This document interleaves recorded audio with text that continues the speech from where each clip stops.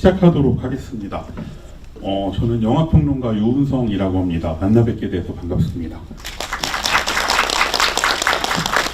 일단 그러면 오늘 얘기를 시작을 하도록 하겠습니다. 그 에스퍼의 빛이라는 영화가 정확히 그 어떤 측면 때문에 관객들을 불편하게 만들었는지를 제가 정확하게 알기는 어렵습니다. 그러니까 왜냐하면 그분들의 의견을 하나하나 들어보지도 못했고 알지도 못하니까 그저 이제 제가 할 수 있는 건 온라인에서 반응을 확인하거나 아니면 이 영화를 본 지인들한테 이 영화에 대한 감상을 물어보는 것 정도가 현재까지는 제가 할 수 있는 그 방법이었어요. 그랬을 때 이제 대략 그 제 판단에는 두 부류의 불만이 있었던 것 같습니다. 오늘 이 영화에 대해서 제가 하려는 얘기는 뭐 영화의 전모를 막 얘기하려고 하는 건 아니고 그 제가 생각하기에 이 영화와 관련된 두 가지 불만에 대해서 이 영화를 방어하는 겁니다. 그러니까 일단 두 가지 불만 중에 하나는 뭐 편의상 제가 이 영화의 그 전체 구성에서 한쪽 부분을 허구 부분, 픽션 부분이라고 하고 다른 쪽 부분을 다큐 부분이라고 말씀을 드리겠습니다. 편의상 그렇다는 거지 뭐 딱 그렇게 들어맞는 형식은 아닌데 영화관 한쪽 불만은 이 영화의 픽션 부분, 그러니까 판타지 부분이 너무 조잡하고 조악하다라고 하는 그 불만을 들어봤고요. 그래서 이제 너무 조잡하고 조악해서 몰입이 안 된다. 그런데 다른 하나는 이 영화의 다큐 부분, 그러니까 이제 트위터로 서로 함께 스토리를 만들어가고 있는 아이들의 실제 삶에 대한 관찰이 부족하다. 이 두 가지가 지금까지 이 영화에 대해서 보고 나서 뭔가 이 영화를 안 좋게 봤다거나 못 견디겠다라고 제가 이제 들었던 사람들 혹은 온라인 같은 데서 읽었던 반응들의 큰 두 가지 경향이었습니다. 물론 이제 근데 이 두 가지 불만은 다 뭐 단순하게 표현은 했지만 분명히 이 영화의 어떤 시청각적 특성 자체하고 관련된 것이기 때문에 제가 동의하지는 않아도 무시할 수는 없는 종류의 불만들이에요. 그러니까 이제 지금 말씀드린 이 두 가지 불만, 픽션 부분이 몰입이 안 된다, 조잡해서, 혹은 다큐 부분이 그 뭔가 실제 삶에 대한 관찰이 부족하고 풍부하지 않다, 얼굴만 보여준다. 뭐 이제 이 두 가지의 불만은 어떤 면에서 단순하다고 해도 이 영화의 시청각적인 특성 자체에 대한 불만이기 때문에 이런 불만에 대해서 적절히 반박을 제시하지 않으면서 에스퍼의 빛이라고 하는 영화를 옹호한다는 것은 아예 불가능하다고 생각합니다. 그래서 저는 오늘 이 두 부류의 불만에 대해서 반론을 제 나름대로 이제 말씀을 드리기 위해서 여기에 나와 있습니다. 하지만 이제 이런 반론을 제기할 때 이 영화에 대해서 이제 호의적인 평 혹은 되게 극찬을 했던 평들에도 드러난 어떤 특징들이 있는데 그 중에 이제 이 영화를 옹호하기 위해서 흔히 쓰는 것 중에 하나는 사실은 이 두 가지 불만을 방어하는 데 쓸 수가 없어요. 그게 뭐냐면 이 영화의 콘셉트로 이 영화를 방어하려고 하는 거예요. 그러니까 이제 이 영화의 콘셉트라고 하는 거는 그 10대 아이들을 모집해서 온라인 트위터로 그 TRPG, 그러니까 테이블톱 롤플레잉 게임 혹은 테이블토크 롤플레잉 게임을 해서 스토리를 공동 창작을 하고 이 스토리를 토대로 영화를 찍는다라고 하는 건데 이 구상 혹은 이 콘셉트 자체는 이 영화를 방어하는 데 사용할 수가 없습니다. 왜냐하면 이 영화가 그 구상하고 스토리의 창작 과정 자체를 서사하고 있진 않기 때문이에요. 네. 그러니까 그거는 이 영화가 만들어지기 전에 있었던 일이고 그 이 영화의 어떤 각본을 구성하기 그 전에 있었던 사건이지 실제로 이 영화의 스토리의 창작 과정이라고 하는 것 자체가 서사화되어 있진 않아요. 그러니까 이제 그 이 영화와 관련된 콘셉트로 이 영화를 방어하는 거는 소용없습니다. 그러니까 다르게 말하면 그 구상하고 과정은 그 지금 말씀드린 공동 창작 과정, 이거는 에스퍼의 빛이라고 하는 영화 외부에 혹은 바깥에 혹은 그 이전에 있기 때문에 이 영화의 내부, 그러니까 안, 그리고 바로 지금 여러분들이 보신 것을 방어하는 데는 전혀 사용할 수가 없습니다. 그래서 이제 그 보면 이거는 뭐 여러분들도 많이 보셨을 텐데 지금 보고 계시는 거는 넷플릭스 드라마 기묘한 이야기에 나오는 한 이미지죠. 여기에서 이제 주인공 아이들이 그 테이블톱 롤플레잉 게임, 그러니까 TRPG를 하고 있는 모습인데, 아마 저처럼 1980년대 10대 시절에 80년대에 보낸 사람들이라면 이런 종류의 게임을 꽤 해보셨을 거라고 생각을 합니다. 그리고 실제로 기묘한 이야기들도 1980년대가 배경이고요. 그러니까 해보신 분들은 뭐 별로 어렵지 않은데, 한 명의 마스터하고 플레이어가 여러 명 있어서 종이랑 펜이랑 주사위 들고 이제 롤북, 역할 그게 설명이 돼 있는 책이 있어서 그거에 따라서 게임 진행하는 방식인데, 지금처럼 뭐 온라인이나 컴퓨터 게임이 유행하는 시기에는 어떨지 모르겠지만 이때는 아직 그거 나오기 전이니까 이제 이런 방식의 이제 TRPG가 있는데, 나중에 이제 온라인으로 이게 이식 전이 되는 형태가 되죠.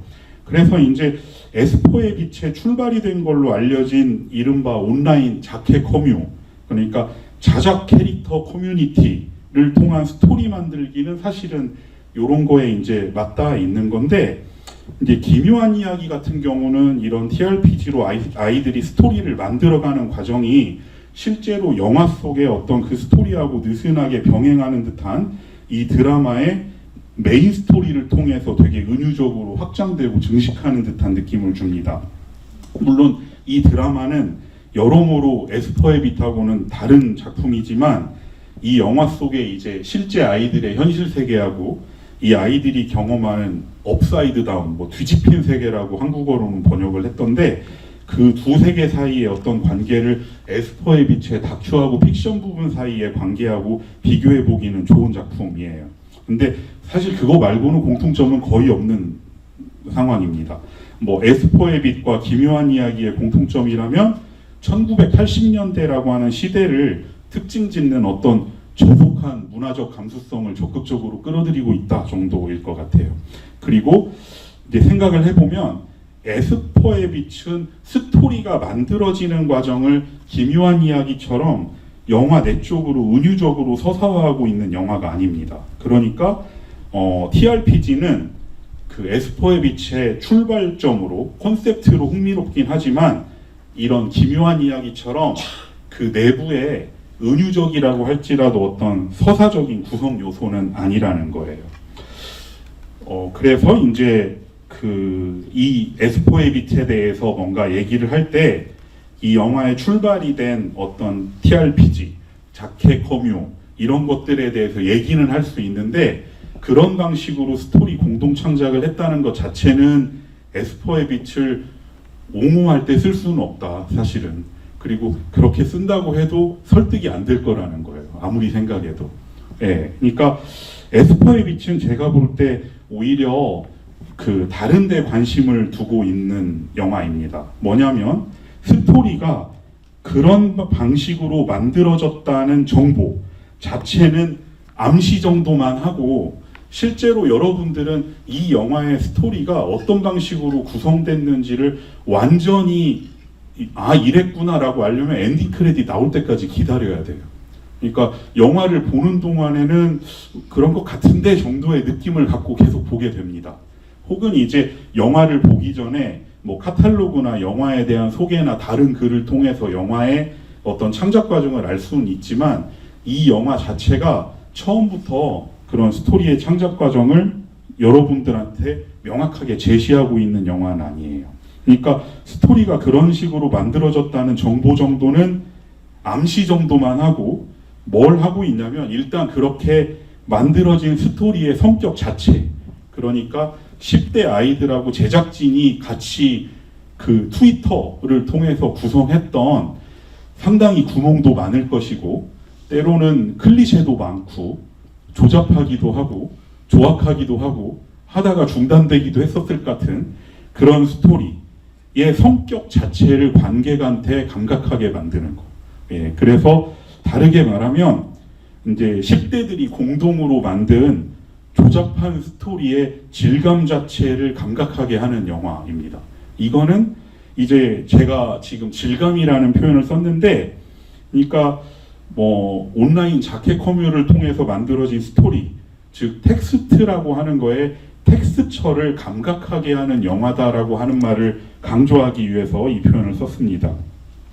이 영화에는 그 트위터로 진행된 그 TRPG 텍스트가 온스크린으로 나오는 부분도 있고, 그런 텍스트를 토대로 배우들하고 함께 허구적으로 영화화한 부분도 있습니다.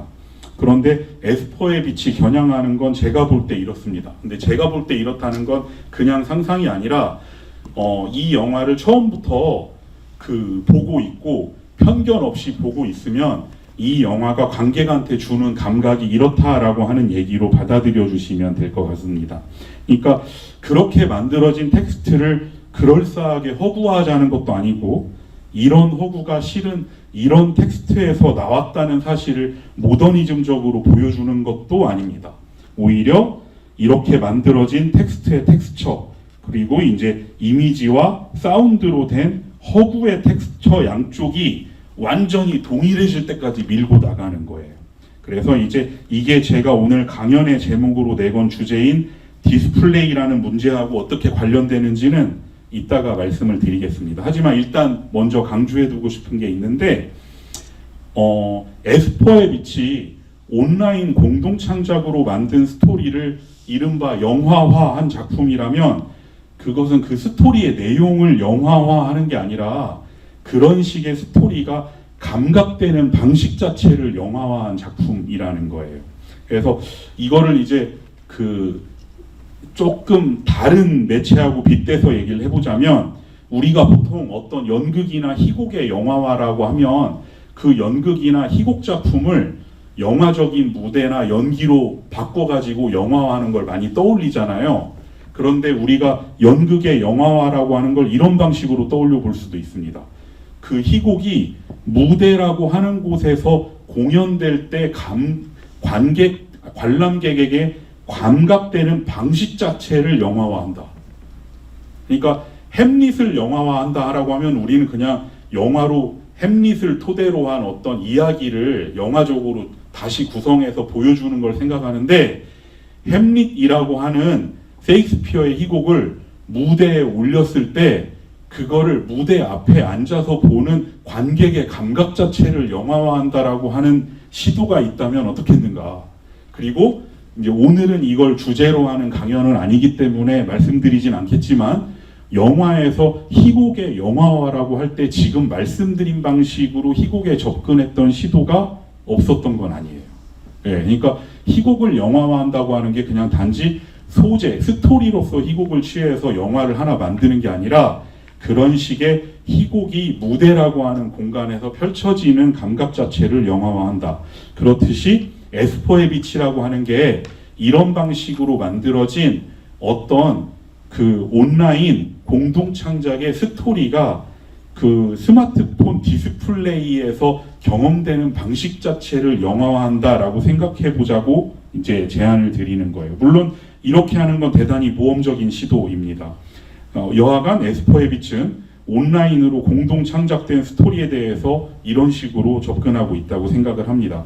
일단 여러분들이 이 영화의 첫 부분을 볼 때 여러분들의 느낌을 한번 떠올려 보시면 좋을 것 같아요.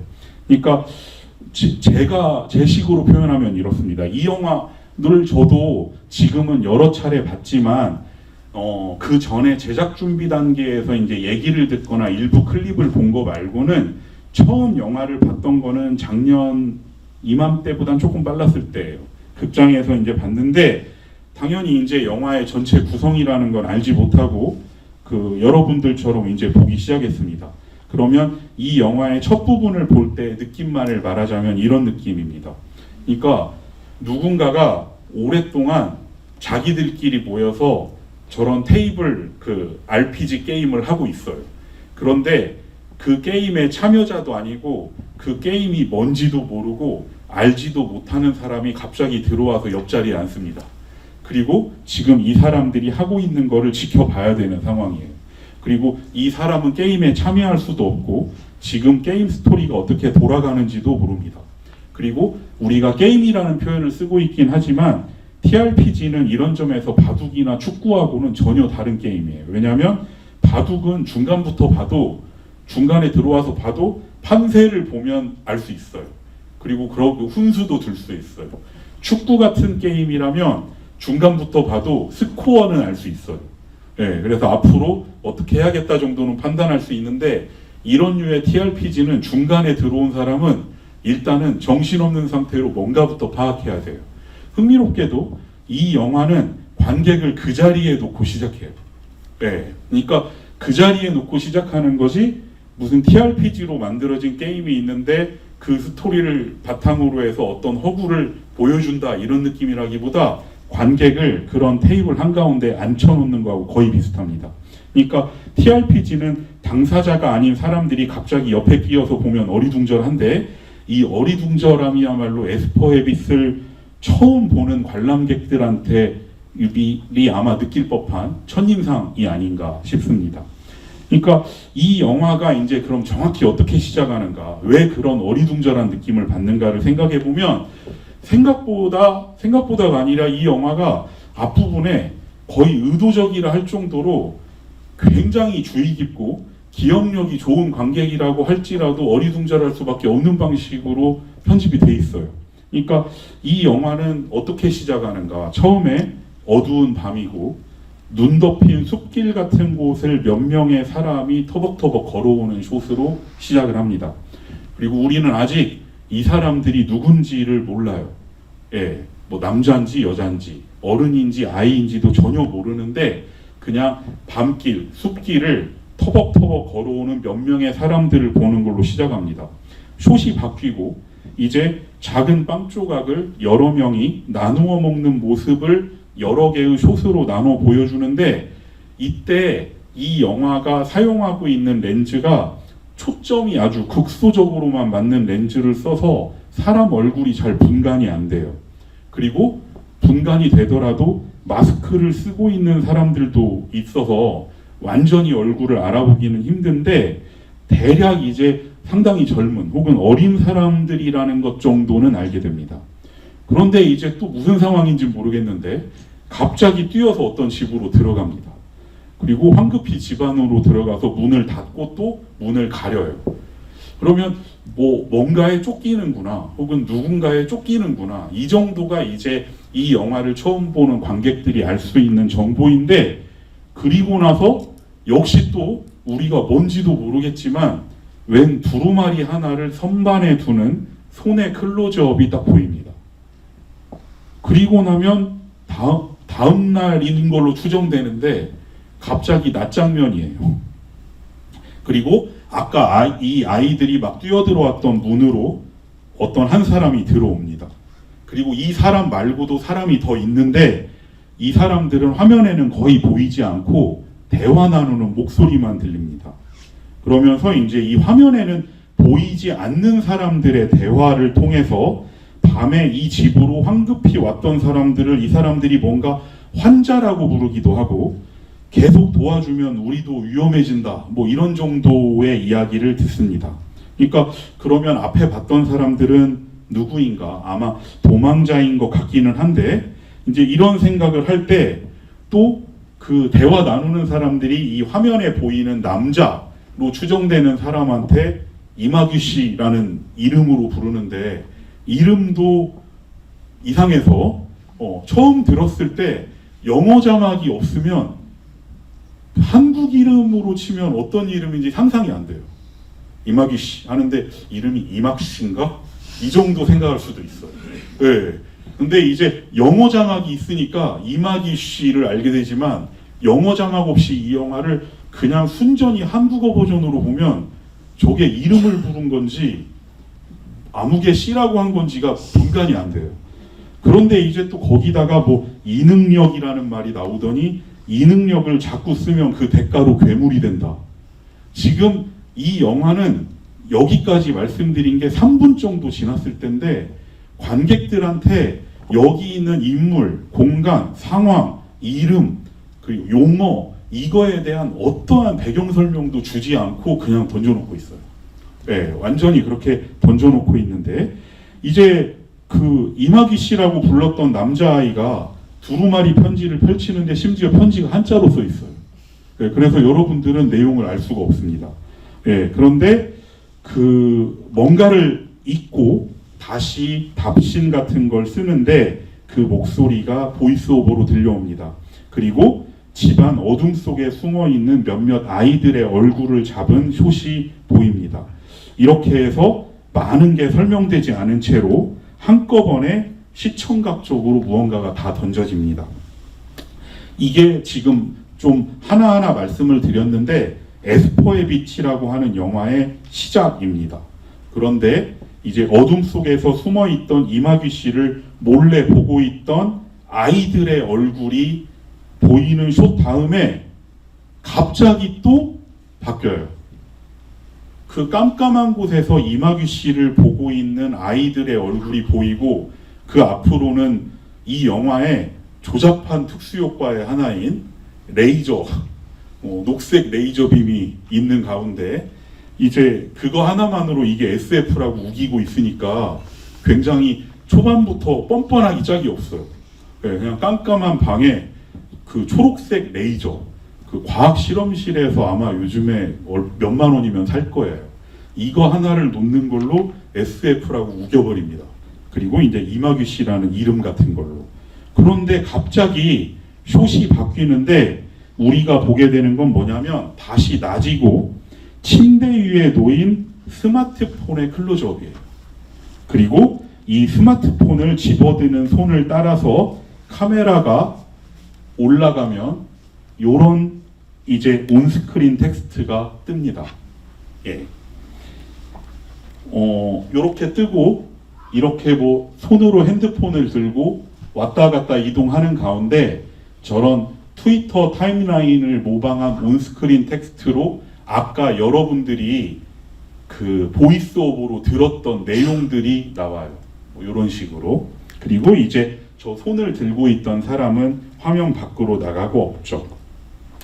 그러니까 아까 이마귀 씨의 목소리로 들었던 편지 내용이 트위터 타임라인 디자인으로 보입니다. 그런데 이 갑작스러운 숏이 굉장히 흥미롭습니다. 지금 뭐 약간 깜깜하긴 한데 괜찮 뭐 여러분들이 보신 거니까 여기는 지금 낮에 이제 어떤 방일 거예요. 그러니까 여기까지 보면 밤에 이 영화는 시작을 밤에 어떤 야외에서 시작했던 영화가 밤에 어떤 집 안으로 들어가고 갑자기 낮에 집 안으로 전환된 다음에 다시 그 집에 있는 어두운 구석으로 넘어갔다가 다시 또 낮의 침대로 이어지면서 관객이 사실은 정신 차릴 사이도 없이 시공간이 휙휙 바뀌는 느낌을 줘요. 예. 그러니까 그 여기까지 올 때도 등장한 인물들에 대해서는 아무것도 모르는데 이제 그렇게 전개가 되고 있습니다. 이제 근데 편집의 논리로만 놓고 보면 이 스마트폰을 들고 있는 사람이 이 텍스트를 읽고 있다는 뜻이고 이 텍스트는 여러분들이 앞서서 이마귀 씨라는 인물이 보이스오버로 낭독했던 것 그거하고 똑같은 텍스트니까 이제 이쯤 되면 곧바로 이제 이런 생각을 하게 돼요. 그럼 영화 초반부에 우리가 봤던 건 뭔가? 대체 이 영화 초반부에 봤던 게 뭔가? 그럼 그건 실제가 아닌가? 그래서 에스퍼의 빛은 이 영화의 배경 설명이나 설정에 대한 아무런 설명 없이 이렇게 딱 5분 만에 이 영화 전체의 셋업을 전달하는 게 아니라 셋업으로 관객을 강타하면서 시작해요. 그러니까 여러분들은 이 영화를 보면서 무슨 뭐 이 영화가 온라인으로 스토리 창작되었다 이런 건 이제 모르는 상태로 본다고 가정을 하면 뭔지 모르는 상태로 어떤 이상한 픽션 안에 던져졌다가 갑자기 그 픽션이 이렇게 온스크린 텍스트로 뜨는 걸 보고는 뭐지 하는 상태가 되는데 대략 이쯤에서 알 수 있는 거는 그냥 앞에서 봤던 게 이렇게 트위터 타임라인으로 뜨고 있는 저 텍스트를 옮긴 것 같다라고 하는 정도의 셋업이에요. 그러니까 이 영화는 이제 통상적인 이런 SF라면 혹은 다큐멘터리라면 관객들에게 제시할 법한 초반부의 설명을 제시하는 대신에 이렇게 모종의 어떤 형식적 방법을 통해서 관객들을 강타하는 걸로 시작을 합니다. 그리고 이 숏 이후에 우리는 이 TRPG에 참여하는 걸로 보이는 아이들의 일상이라고 하면 좀 이상하고 주로 그 아이들의 얼굴들을 보게 됩니다. 그리고 트위터 타임라인 온스크린 텍스트로는 약간의 배경과 인물 설정 등에 대한 정보도 제공이 됩니다. 그러면 이제 우리가 이 아이들이 뭔가 온라인으로 이야기를 만드는 모양이구나 하는 것 정도는 알게 돼요. 그래서 여기서부터 이 이어지는 얼굴들이 계속 나오잖아요. 이제 영화를 계속 보다 보면 여러분들이 몇 차례 더 보게 될 현실 속의 10대 아이들이지만 적어도 이 순간에는 여러분들이 그 하나하나의 사람들이 나올 때 이름도 모르고 누군지도 몰라요. 그래서 이런 식으로 영화를 보여주면 영화를 보는 누구라도 초집중해서 뭔가를 파악하려고 애쓰기 마련입니다. 그런데 우리는 이제 이 영화가 여기서부터 또 한 5분 동안 어떻게 전개되는지를 보면 우리는 아직 이름도 모르는 7명의 아이들이 연달아 나오는 데다가 이들이 트위터 상에서 쓰는 가명, 그러니까 로라, 차도연, 몽, 도화, 이정현 등의 이름이 계속 나오는데 이것도 당장 기억하기가 어렵고 게다가 얼굴과 이 가명 사이의 관계도 당장은 헷갈려요. 이게 누구다라는 것도 알긴 힘들어요. 그리고 온라인에 설정된 세계에서 각자의 사연도 아주 파편적으로 제시됩니다. 그래서 이게 또 한 5분 정도에 이루어지는 거라 어지간한 관객이 아니면 앞에 본 5분과 여기 5분까지 합쳐지면 이미 정신을 못 차리게 됩니다. 예, 그리고 이제 전체 3부로 이루어진 영화의 일부가 시작되기 전인 프롤로그예요, 이게. 예, 그래서 이제 이 영화가 관객을 이 영화로 끌어들이는 방식이 어떤 건지를 말씀을 드렸는데 제가 이런 얘기를 한 건 잘 생각해 보면 지금 말씀드린 효과가 상당히 단순한 조작 때문에 생긴 효과일 수도 있다는 거예요. 그러니까 뭐냐면 제가 이제 편의상 픽션 부분하고 다큐 부분이라고 말씀드리고 있는데 지금 이 영화는 그러면 방금 전에 본 데까지 픽션 부분이 나오고 그 다음에 그 픽션을 공동 창작한 아이들의 얼굴 혹은 일상이 나오는 다큐 부분으로 이어지는데 이 픽션 부분과 다큐 부분의 순서만 전체적으로 바꿔서 제시했어도 지금 말씀드린 효과가 안 생겼을 거예요. 그러니까 뭐냐면 혹은 반감됐을 겁니다. 그러니까 이 영화가 만약에 여러분들한테 방금 전에 보여드렸던 그 핸드폰을 집어드는 숏으로 시작해서 그 다음에 아이들을 차례로 보여주고 그 다음에 밤에 눈 덮인 산길을 걸어오는 아이들의 숏으로 시작해서 이마귀 씨를 숨어서 바라보는 아이들 얼굴 숏으로 끝난 다음에 그 다음에 일부 괴력의 아이들 이렇게 시작했다면 이 영화를 여러분들이 처음 보셨을 때 느꼈을 법한 그 감각은 생기지 않았을지도 몰라요.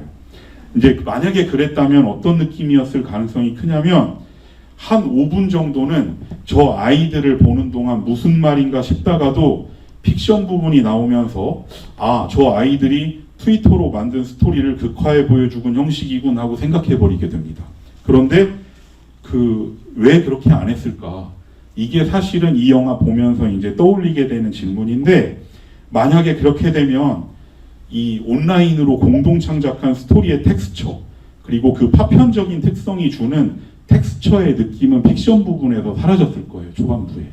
왜 그러냐면 이거는 영화라고 하는 게 관객한테 미치는 상당히 지각심리적인 효과인데 관객들은 영화의 어떤 정보가 실제로는 비어 있어도 그 영화에 대한 모종의 스토리나 그런 거에 대한 정보를 자신이 알고 있으면 그 해당 부분들을 구멍을 맞춰가면서 봐요. 예. 그러니까 이 영화가 이런 현실의 이런 아이들을 먼저 보여주고 이들이 만들고 있는 스토리라고 하는 것들을 제시한 다음에 픽션 부분을 보여줬다면 픽션 자체가 파편화되어 있을지라도 나는 이 영화의 전체적인 얼개를 어느 정도 약간은 조망했다라는 관점에서 시작을 하게 됩니다. 근데 이 영화는 그렇게 시작하고 있지 않습니다. 예, 그러니까 그렇게 했더라면 에스퍼의 빛은 그런 TRPG 게임을 하는 사람들 사이에 불쑥 끼어든 사람과 같은 상태의 관객을 둘 수가 없어요. 그런데 이제 이런 질문을 할 수 있죠. 왜 대체 그러면 이 영화는 그렇게 픽션 파트와 다큐 파트를 프롤로그 부분에서 좀 더 관객이 수월하게 받아들일 법한 방식의 순서가 아니라 지금과 같은 방식으로 보여줘서 왜 이런 당혹감과 더불어서 텍스트가 갖고 있는 텍스처와 이런 시청각적 이미지의 텍스처를 가능한 동질적으로 만든 상태에서 불완전하고 파편적인 느낌을 주면서 시작해야 되는가, 이런 질문을 할 수 있습니다. 그리고 이와 관련해서 이제 생각을 해보려면 에스포의 빛을 워크숍 영화라고 부를 만한 오늘날 영화의 어떤 경향하고 관련지어서 한번 생각을 해봐야 됩니다. 예, 그러니까 워크숍 영화라고 하는 용어는 아직 정착된 용어는 아니에요. 근데 이걸 뭐라고 불러야 될지를 잘 모르겠는데, 최근에 제가 봤던 영화 중에 아주 놀라움을 안겨줬던 대만 영화인 공원이라는 영화를 만든 작가 소여엔이라는 사람의 표현에서 가져온 겁니다. 사실 이거는 저분이 중국어로 쓴 표현이라 워크숍 영화라고 했지만 저 한자로 읽으면 공작방 전형이 되는데 저거를 이제 영어로 옮기면 워크숍 필름이 돼버리니까 오해의 소지가 있긴 합니다. 그런데 영어로나 한국어로 옮기면 워크숍 필름, 워크숍 영화가 맞기는 해요. 근데 저는 이 영화를 올해 인천에서 열리는 디아스포라 영화제에서 봤습니다.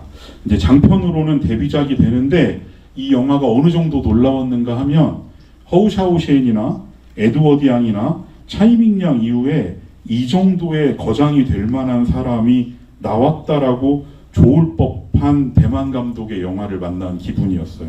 근데 얼마 전 소식을 들었는데 이 영화는 올해 야마가타 다큐멘터리 영화제 국제 경쟁 부문에 출품이 됐더라고요.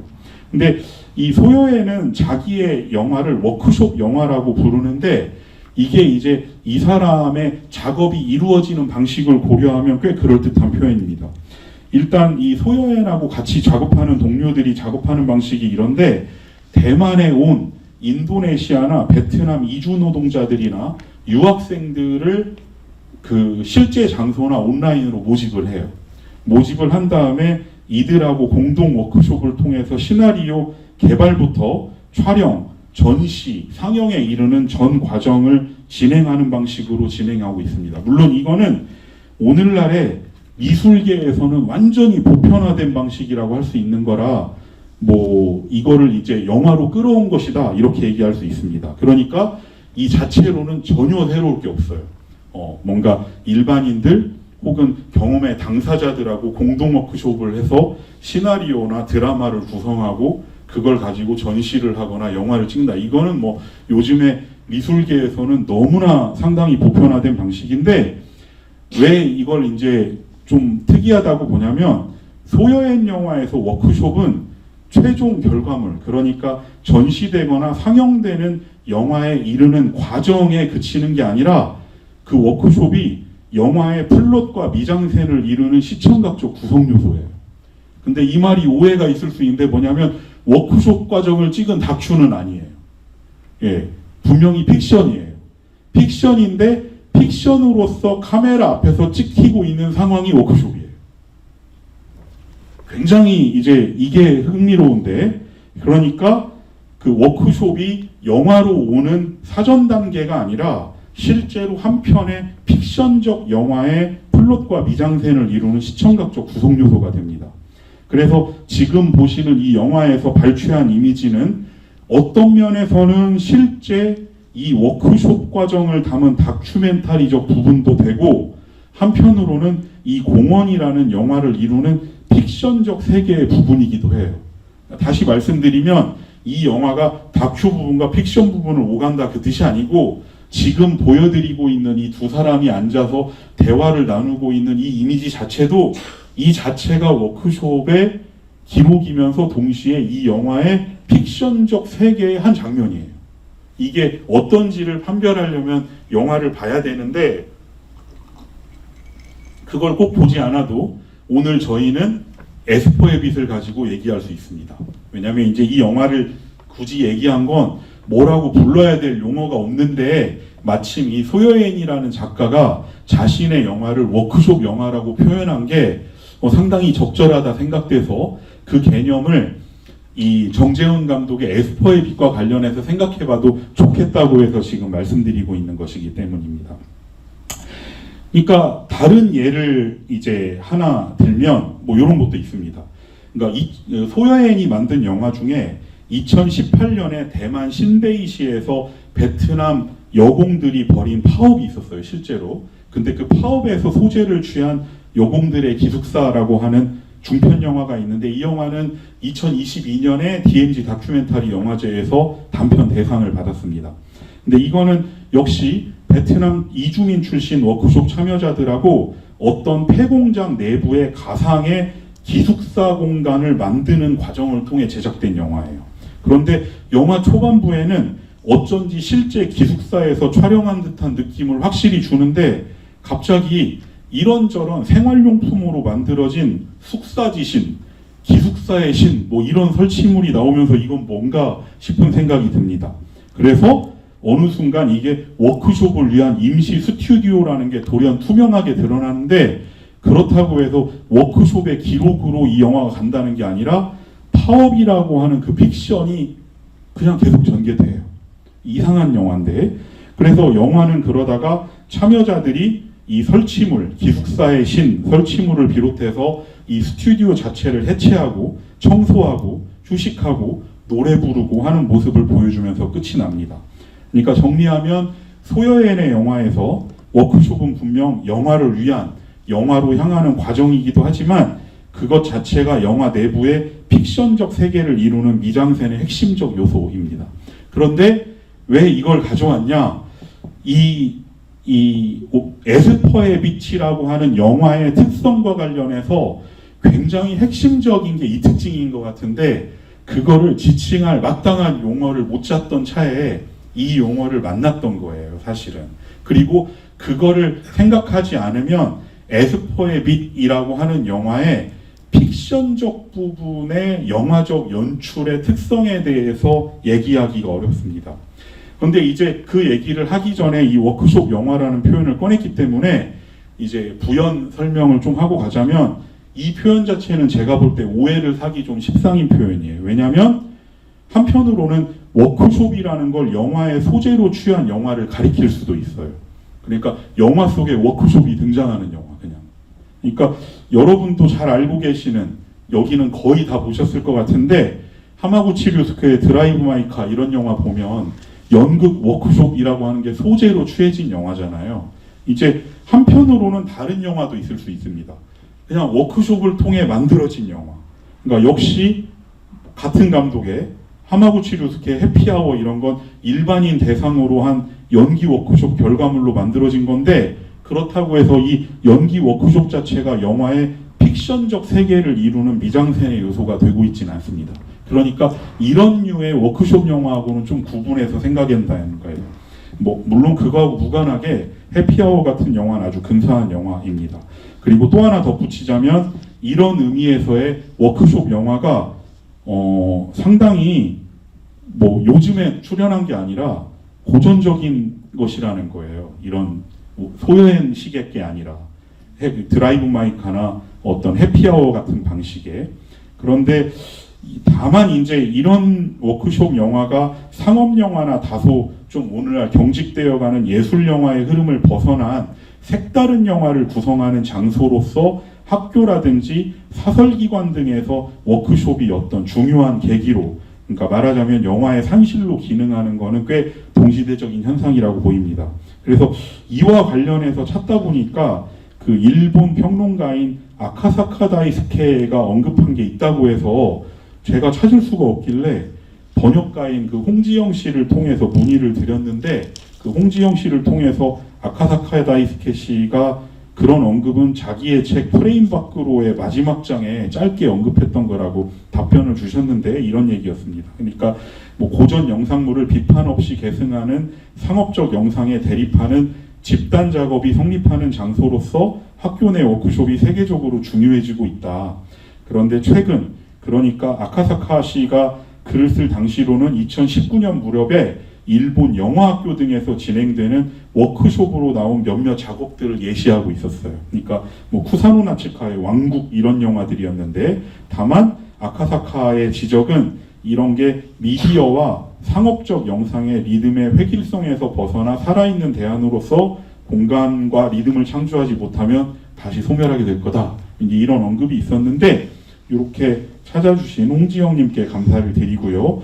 여하간 오늘 제가 소여엔의 영화를, 소여엔의 표현을 빌려서 말하고 있는 워크숍 영화는 이런 워크숍 영화하고는 다르다는 거예요. 가장 큰 특징은 워크숍을 통해 만들어지기도 했지만 워크숍이 영화의 허구적 세계를 이루는 미장센의 일부이기도 해야 된다. 단지 워크숍 과정을 찍은 다큐가 아니라. 그래서 이런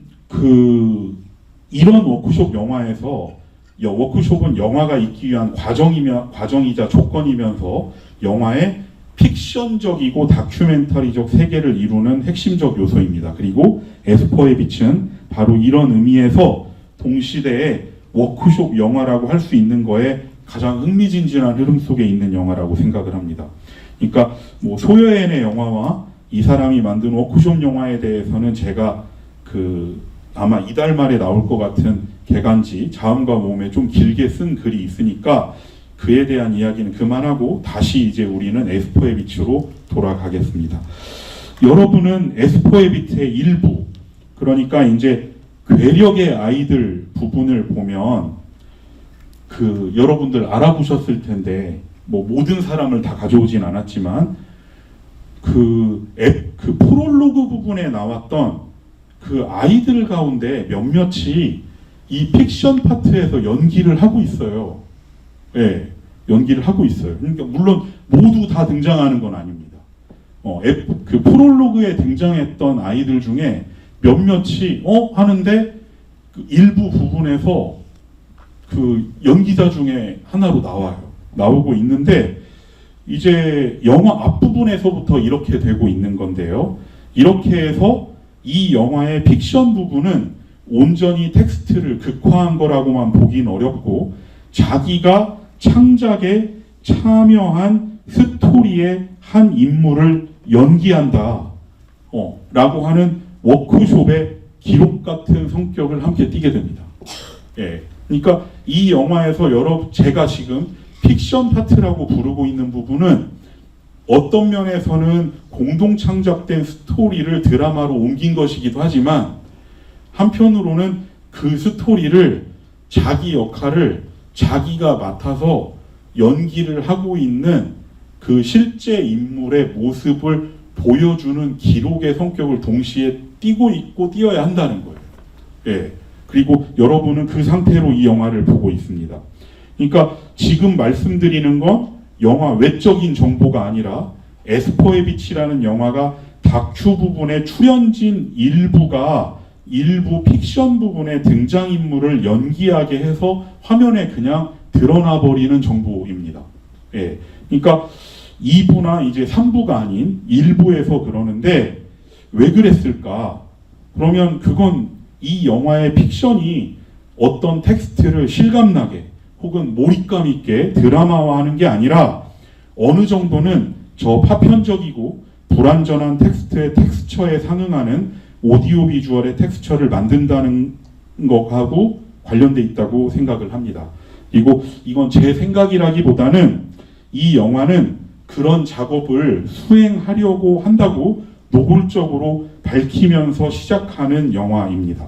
그리고 이런 의도를 에스퍼의 빛은 무슨 안내 자막 같은 걸 사용하지 않고 오롯이 스스로의 형식으로 관객을 강타하는 방식으로 제시합니다.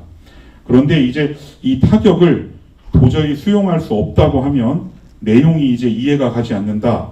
특수효과가 무슨 전대물만도 못하다. 이것도 이제 실제로 봤던 평 중에 하나인데, 이런 저런 엉뚱한 반응을 내놓게 되는 겁니다.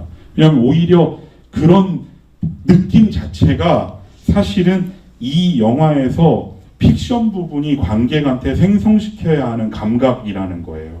그래서 이제 그걸 어떻게 생각해 볼 수 있냐면, 그 감각을 여러분들이나 저나 지하철을 타고 혹은 버스를 타고 오고 가면서 혹은 혼자 점심을 먹으면서 혹은 친구들하고 수다를 떨면서 혹은 그냥 혼자 멍하게 있으면서 스마트폰 들고 텍스트가 떠오르는 디스플레이를 바라보거나 그 위에다가 뭔가를 쓸 때의 그 감각.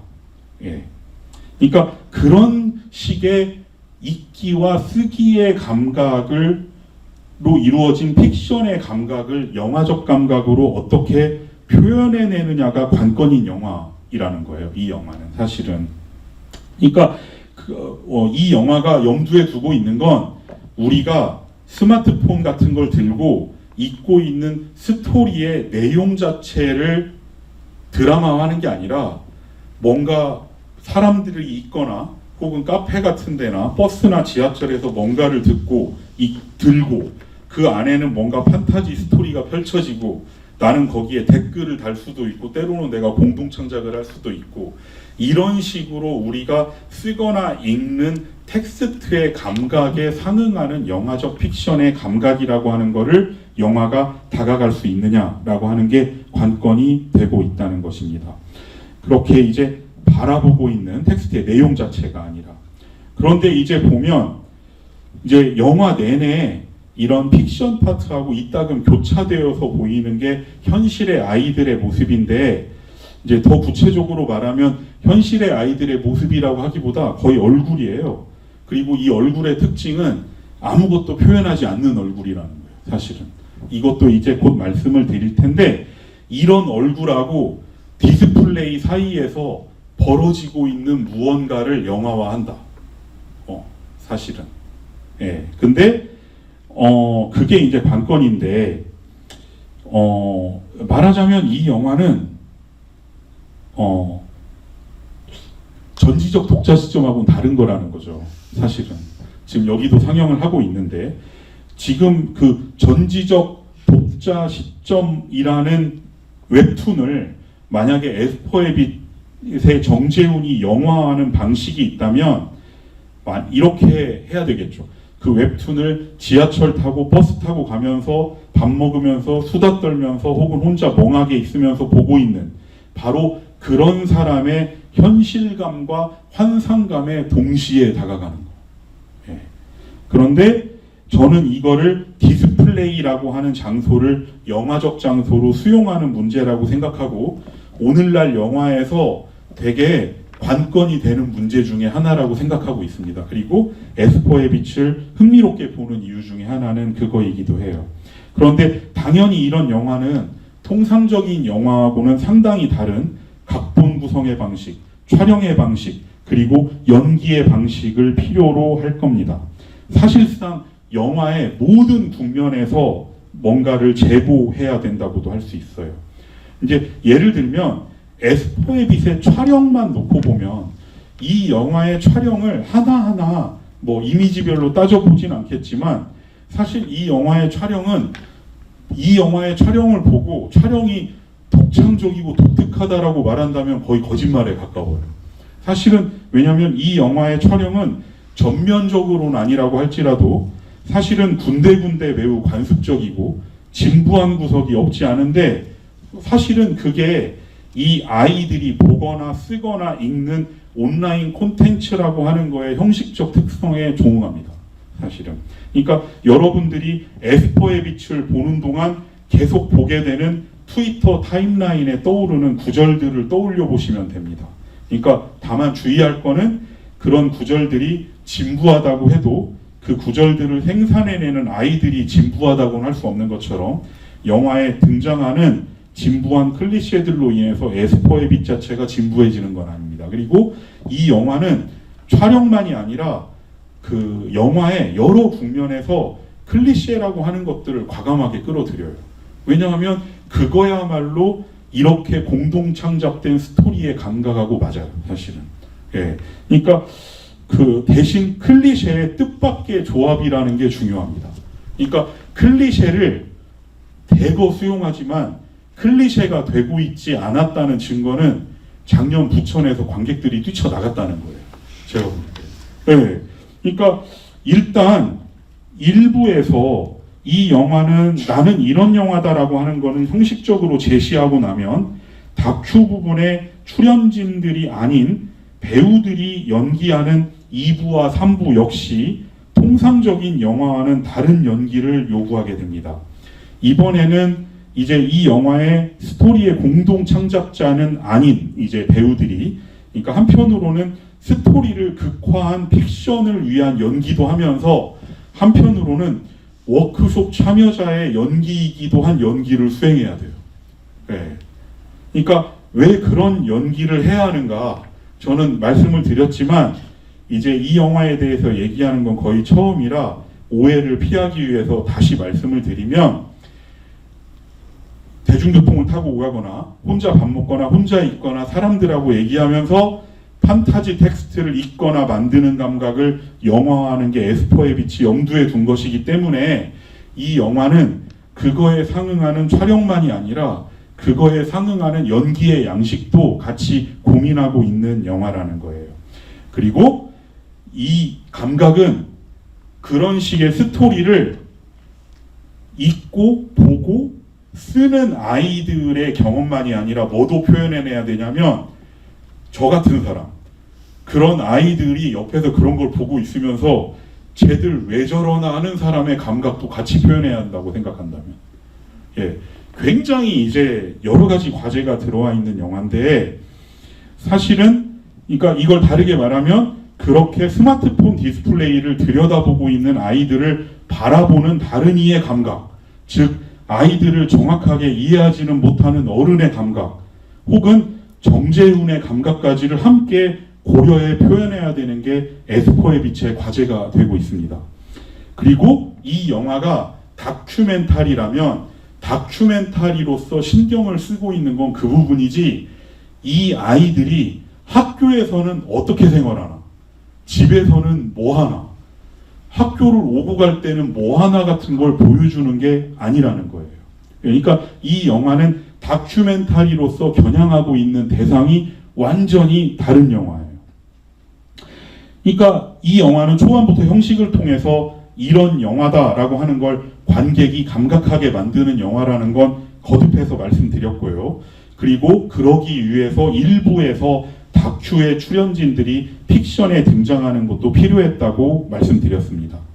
그리고 그렇지만 이제 기본적인 이런 셋업이 마무리된 2부나 3부에서는 그럴 필요가 없죠. 그러니까 이걸 좀 다르게 생각해 보면 이렇습니다.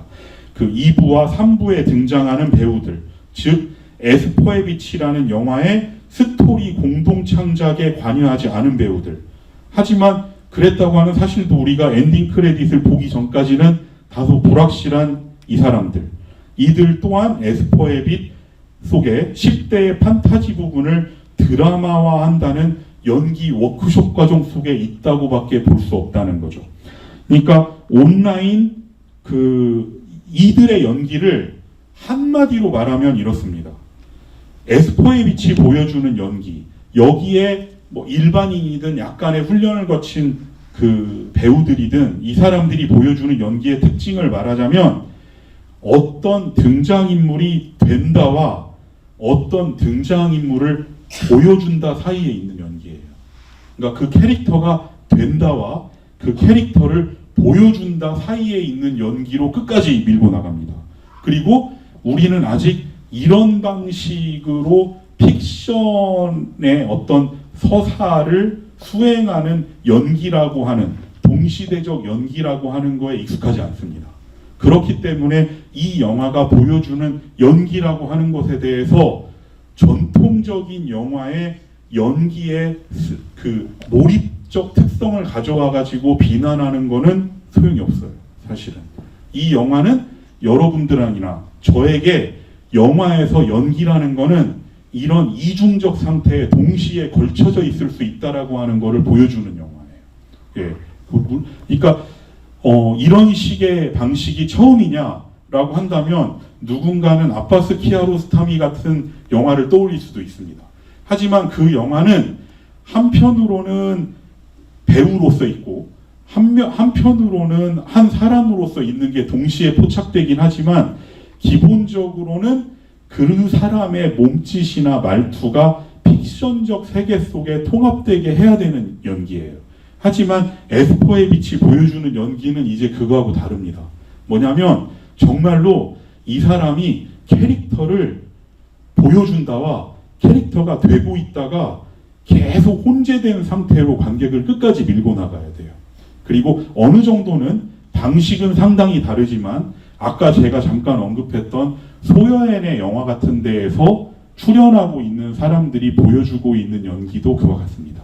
다만 정재훈 감독하고 소여엔 사이에는 영화에 접근하는 방식에서 엄청난 차이가 있기 때문에 이런 걸 제외하고는 그냥 나란히 놓고 말하기는 상당히 힘듭니다.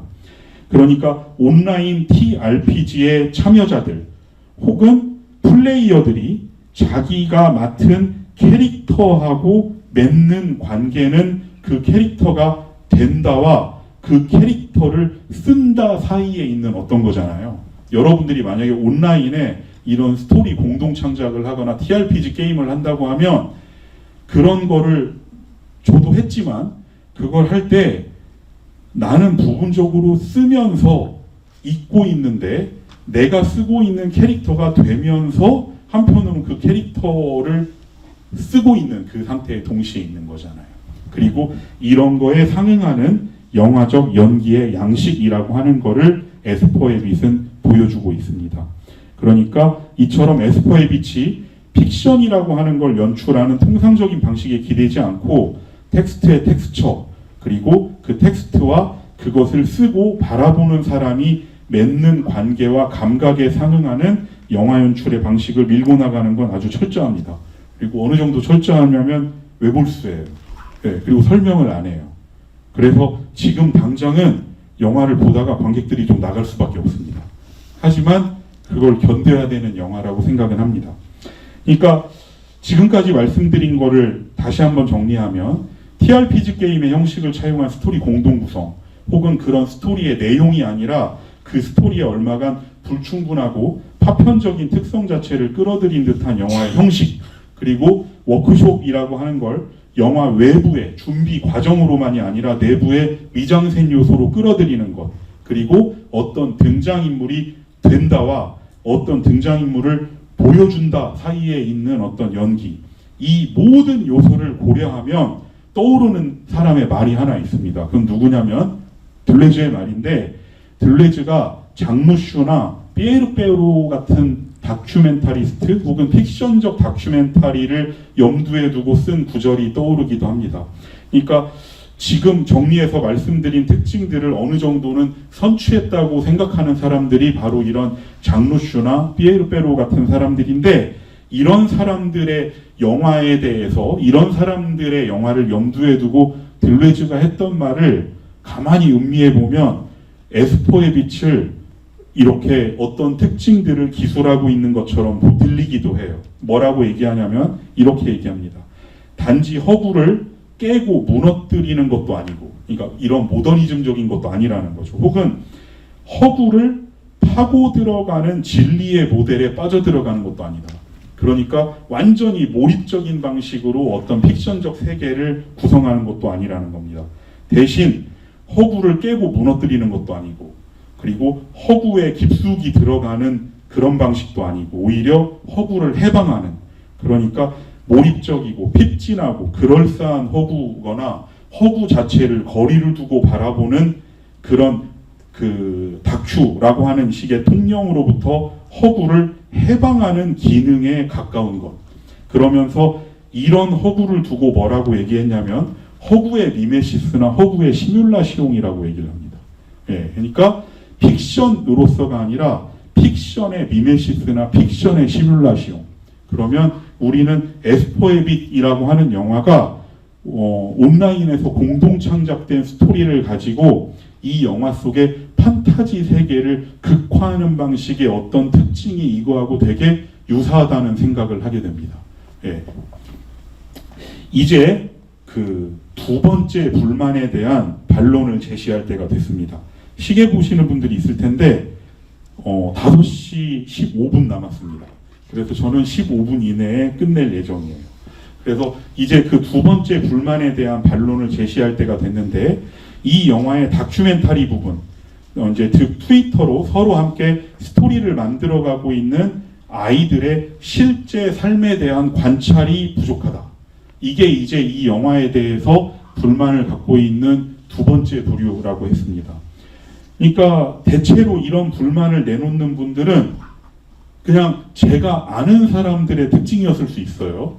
그러니까 그 픽션이 박진감이 없다, 몰입이 안 된다 하는 쪽은 오히려 이 영화에 나오는 10대보다는 조금 나이가 많지만 그들하고 나이 차이가 별로 없는 사람들이 그런 얘기를 했다면, 이 영화의 다큐멘터리 부분이 어느 정도는 그 아이들의 실제 삶에 대한 관찰이 부족하다, 이런 얘기를 하는 분들은 이 아이들보다는 연배가 있는 분들이었던 것 같습니다. 그러니까 현실에서 이러저러한 삶을 살아가는 아이들과 판타지 속의 삶을 유기적으로 교차해서 보여주었다면 더 좋았을 것 같다라고 하는 의견이 있었는데, 당연히 이제 그런 영화도 필요하겠지만 에스퍼의 빛이라고 하는 영화는 애초에 그런 쪽에 관심을 둔 영화는 아니라는 거는 여러분도 아실 겁니다. 물론 이제 그런 영화라면 뭐 스티븐 스필버그의 레디 플레이어 원 같은 작품이 있으니까 그걸 볼 수도 있고요.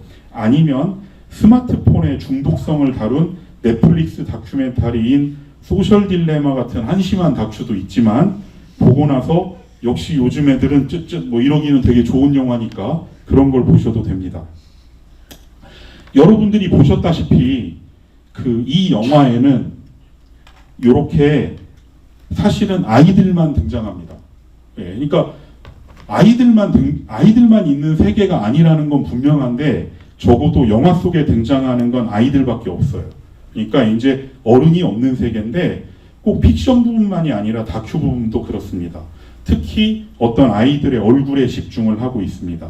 심지어 이제 화면비도 4:3으로 돼 있어서 이 집중의 효과가 아주 큽니다.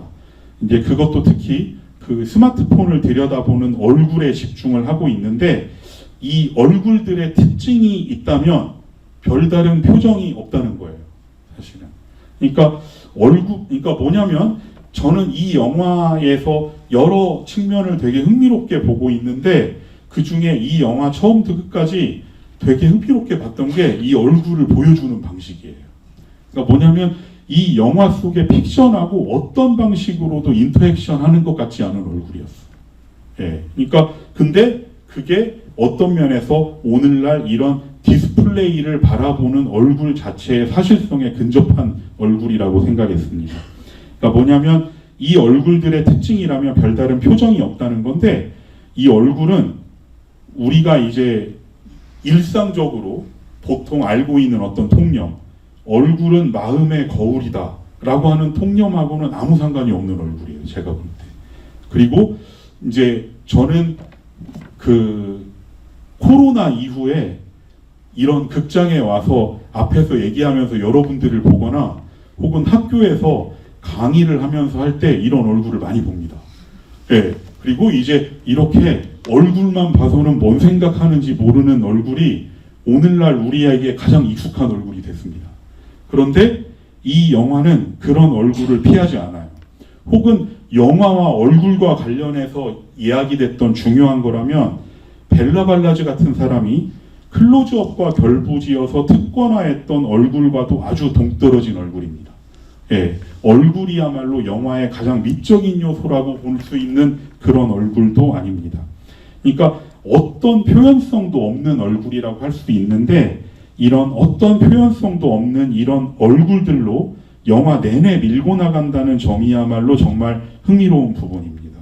그러니까 그것뿐만 아니라 정말 집요하게 이 얼굴만인데, 한참 스마트폰을 들여다보고 있는 이런 얼굴이 보이는데 갑자기 뭐 아무개야 이제 그만 밥 먹어라 뭐 이런 부모의 모습도 없고 목소리도 없습니다. 혹은 이런 식으로 뭔가 스마트폰을 들여다보면서 뭔가 그 텍스트의 내용이나 웹툰 같은 걸 보면서 혼자 웃거나 혹은 놀라거나 하는 뻔한 극영화적 연출도 없습니다. 그냥 우리가 이 영화에서 계속 보게 되는 얼굴은 이 얼굴이에요. 네. 그리고 여러분들이 가만 생각해 보시면 이런 디스플레이 디스플레이를 마주한 사람의 얼굴로 우리가 실제로 가장 익숙하게 보는 건 바로 이 얼굴입니다.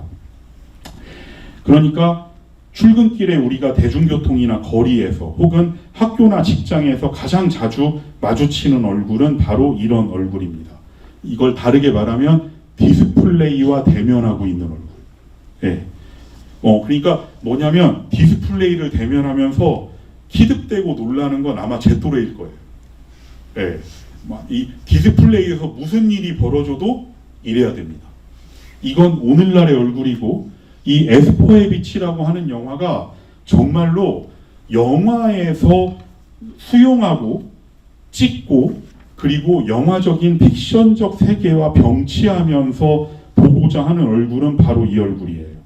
그러니까 그렇다고 해서 이런 얼굴이 무슨 어떤 표정이 없고 표현적이지 않다고 해서 어떤 경험과도 연결되지 않은 텅 빈 얼굴인 거는 아닙니다. 그러니까 제가 조금 전에 뭐 학교에서 학생들의 얼굴을 보면 가장 마주치게 되는 건 이런 유형의 얼굴이라고 했는데, 그 말이 요즘의 학생들은 생각이 없다거나 뭐 그런 뜻이 아니고, 실제로 만나서 얘기를 해보거나 혹은 의견을 들어보거나 할 때는 이 얼굴에서 나올 거라고 전혀 생각하지 않았던 말들이 막 튀어나옵니다. 네. 이제 그런 식의 어떤 놀라움의 감각이 수용되고 있는 영화가 이 에스퍼의 빛인데, 말하자면 디스플레이 화면을 들여다보고 있는 이들의 머릿속 혹은 어쩌면 몸속에서는 수많은 사건들이 벌어지고 있을 겁니다. 문제는 뭐냐면 이 수많은 사건 가운데 어떤 것도 카메라로 찍을 수가 없다는 거예요. 네. 그러니까 이 기기의 특징은 예전에 뭐 이런 스마트폰과 연결되는 모종의 기기들, 뭐 예전식의 카메라, 그러면 예전에 필름 카메라라면 그걸 보고 뭐 놀라거나 찍으러 다니거나 뭐 그러면서 좋아하거나 하는 이런 활동을 찍는 걸로 이 사람의 기분을 보여줄 수 있습니다.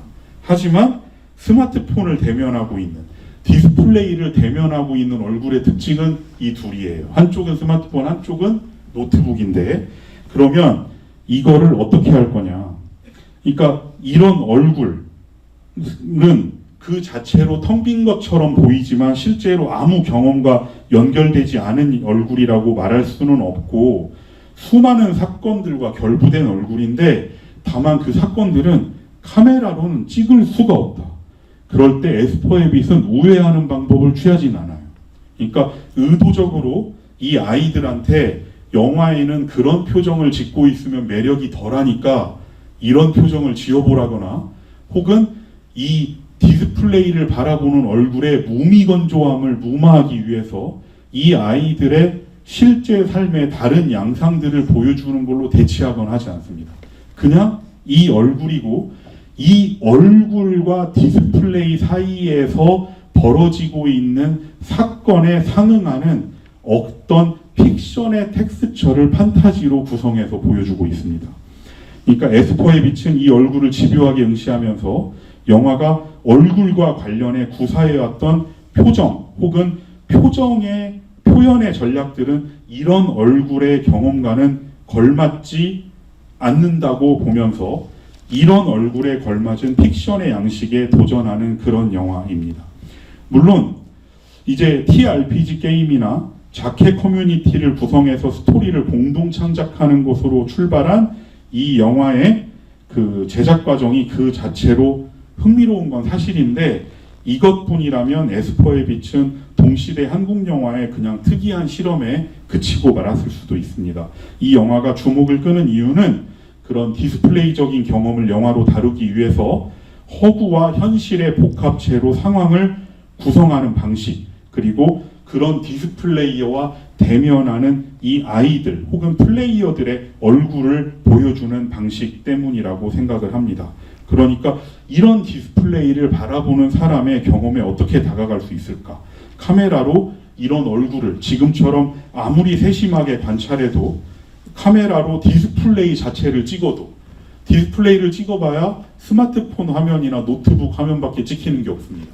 그랬을 때 그렇게밖에 찍을 수 없는 그 경험에 다가가려면 결국은 할 수 있는 방법은 카메라로 찍을 수 있는 상황을 구성하는 일이 필수적이에요. 그런데 그 상황의 구성을 이거를 플레이하고 있는 아이들의 실제 삶이나 일상에서 찾고 있다는 게 아니라 이 영화의 어떤 스토리 공동 창작 과정과 그 스토리의 텍스처를 영화로 수용하는 것, 이런 방식을 가지고 했다. 그리고 그게 어떤 것이었는지는 지금까지 말씀을 드렸습니다. 그래서 이 영화를 전체적으로 보면 그렇게 만들어진 이야기를 영화적으로 보완을 하기보다는 그 영화의 그 스토리의 어떤 되게 느슨하고 약간은 성긴 형태를 그대로 둔 채로 장면들을 연출한 것 같습니다. 그리고 한편으로는 이 프로젝트에 참여한 아이들의 이제 현실적 모습을 기록하는 다큐멘터리라고 했는데, 사실은 여러분들이 이 영화 속에서 이 아이들의 현실 속에 있는 부분을 찍은 걸 놓고 보면 다큐멘터리라기보다는 다큐멘터리적으로 보이게 만든 어떤 작업이라고 보는 게 맞기는 하겠죠. 여하간 그런 다큐 작업도 병행을 했습니다. 그리고 그렇게 해서 얻은 촬영분들을 에스포에빗의 픽션 파트하고 적절히 교차를 하고 있어요. 그런데 결과적으로 우리가 보게 되는 건 이런 얼굴입니다. 그런데 여하간 이 얼굴이야말로 저 디스플레이라고 하는 인터페이스하고 우리 사이를 매개하는 것입니다. 하지만 이제 더는 저 얼굴은 영화가 오랫동안 굉장히 특권화해왔던, 특히 클로즈업과 관련해서 특권화해왔던 그런 그 자체로 크게 찍으면 뭔가 영혼을 드러내고 어떤 그냥 다른 방식으로 포착했을 때는 캐치되지 않는 어떤 신비스러운 내면을 드러내는 방식의 유형의 얼굴은 아니라는 거예요. 오히려 그렇지 않은 얼굴이라고 하는 거를 영화 처음부터 끝까지 우리한테 집요하게 감각하게 만들면서 실은 저 얼굴과 디스플레이 사이에서 벌어지고 있는 어떤 경험의 텍스처에 상응하는 픽션을 동시에 보여주고 있습니다. 그래서 결국 이런 동시대 영화의 가장 큰 도전은 이런 얼굴들하고 어떻게 함께 할 거냐라고 하는 것일 텐데, 대개의 영화는 그걸 그냥 회피해 버립니다. 회피한다는 거는 사실은 영화의 실제에서는 얼굴이 이럴지언정 영화 속에서는 이 얼굴에 표정을 부여할 수도 있고, 아니면 이 얼굴과 디스플레이 사이에서 일어나는 사건의 경험을 전지적 독자 시점 같은 영화로 만들어버릴 수도 있습니다. 그런데 에스포에빗은 디스플레이의 바깥이 대체 어디인지를 가늠해보기 위해서 일단은 이 얼굴에 굉장히 용기 있게 다가갑니다. 물론 이런 얼굴은 거듭 말씀드리지만 영화에서 특권화되었던 그런 클로즈업된 얼굴들하고는 상당히 다른 얼굴이에요. 오히려 영화를 되게 무력하게 만드는 얼굴입니다. 하지만 바로 그렇기 때문에 정재훈이 혹은 정재훈의 에스포의 빛이 한번 영화가 도전해 볼 만한 얼굴이라고 생각하는 그런 종류의 얼굴이기도 합니다. 그리고 이 영화가 얼굴이 그런 느낌을 주는 거는 다른 방식으로 회피하지 않고 영화 끝까지 이런 방식의 얼굴이라고 하는 거를 포착하는 데 집중하고 있었기 때문이에요. 그런데 이제 이런 영화에 대해서 저렇게 얼굴만을 보여줄 게 아니라 저 아이들이 실제로는 어떤 삶을 살고 있는지를 잘 포착해서 영화 속의 픽션 부분과 유기적으로 연결했어야 된다라고 하는 거는 애초에 이 영화의 이 영화가 염두에 두고 있는 거하고 너무나 거리가 먼 게 되는 거죠, 사실은.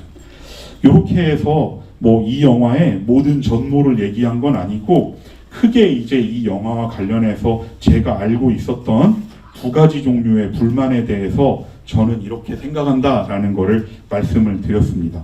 그리고 지금 정확히 5시가 됐기 때문에 지금 마무리하도록 하겠습니다. 예, 긴 영화 보시고 끝까지 남아서 얘기 들어주셔서 감사합니다. 예.